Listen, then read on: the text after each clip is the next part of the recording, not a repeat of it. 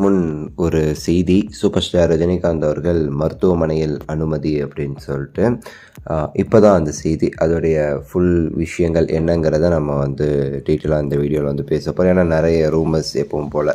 Vettaiyan T shirt வந்து அவைலபிளாக இருக்குது. டிஸ்கிரிப்ஷன்லேயும் ஃபஸ்ட்டு கமெண்ட்லேயும் லிங்க் கொடுத்துருக்கேன், போய் செக் பண்ணி பாருங்கள். பிடிச்ச கலர் பிடிச்ச டிசைன் இருந்துச்சுன்னா வாங்கி வேட்டையன் FTFS கொண்டாடலாம். டீட்டெயிலாக வந்து நம்ம லதா ரஜினிகாந்த் அவர்களுமே சொல்லியிருக்காங்க, இது வந்து ஒரு சாதாரண ஒரு பரிசோதனைக்காக அனுமதிக்கப்பட்டிருக்காரு.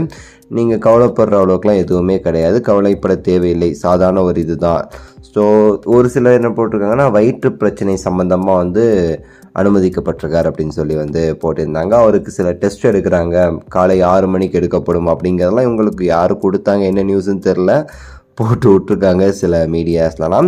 ஸோ தலைவர் ஃபேன்ஸ் இதை பார்த்துட்டு சில பேர் வந்து கவலையாக இருப்பீங்க அப்படிங்கிறதுக்காக தான் நான் இப்போவே வந்து இந்த வீடியோ போடுறேன். அட்மிட் ஆகிருக்காரு, எதுவும் பிரச்சனை இல்லை, சாதாரண ஒரு விஷயந்தான் அப்படின்னு சொல்லிட்டு வந்து சொல்கிறாங்க. இவர் வந்து கார்டியாலஜிஸ்ட் சாய் சதீஷ் அப்படிங்கிறவங்களுடைய கேரில் வந்து அவங்க தான் இதுக்கு ட்ரீட்மெண்ட் எல்லாம் தேர் பண்ணுறாங்கங்கிற மாதிரியும் ஒரு நியூஸ் இருக்குது. ஸோ ஹெல்த்தியாக இருக்கார், ஸ்டேபிளாக இருக்கார் அப்படிங்கிறதும் ஒரு தகவல். அண்ட் வந்து பார்த்திங்கன்னா முடிஞ்ச அளவுக்கு எல்லா ப்ரொசீஜரும் முடிஞ்சு நாளைக்கு வந்து ரிப்போர்ட் வந்த பிறகு என்னங்கிறத பார்த்துட்டு டிஸ்சார்ஜ் ஆகிடுவார் அப்படிங்கிறதும் சொல்லப்படுற ஒரு விஷயம்.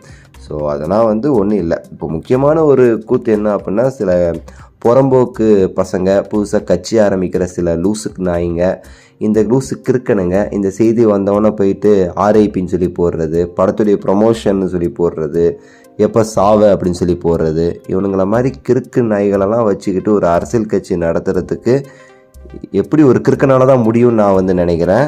அதான் நடந்துக்கிட்டு இருக்கு, நடக்க போகுது. பார்ப்போம் அந்த கூத்தெல்லாம் எப்படி நாசமாக போகிறாங்கன்னு சொல்லிட்டு. உங்கள் கருத்தை கீழே கமெண்ட்ஸில் சொல்லுங்கள். நன்றி, வணக்கம், மகிழ்ச்சி.